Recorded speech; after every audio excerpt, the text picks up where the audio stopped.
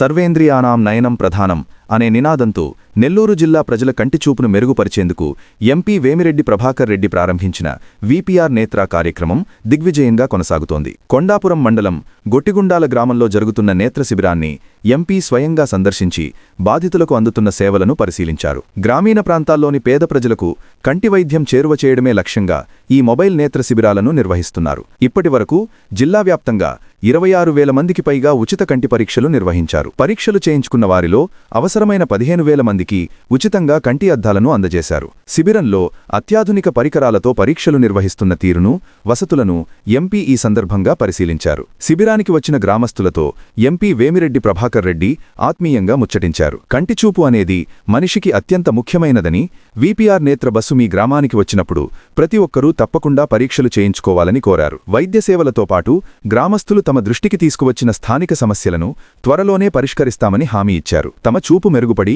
వెలుగులు నిండుతున్నాయని గ్రామీణులు ఆనందం వ్యక్తం చేయగా వారి సంతృప్తియే తమకు బలమని ఎంపీ పేర్కొన్నారు. ఈ సందర్శనలో ఎంపీ వెంట అర్జున్ రెడ్డి, నీలిమరెడ్డి, శ్రీనివాసులు రెడ్డి పాల్గొన్నారు. VPR foundation chief coordinator Shankar ఈ ప్రాజెక్టు పురోగతిని, తదుపరి ఏ గ్రామాల్లో శిబిరాలు నిర్వహించబోతున్నారో వారికి వివరించారు.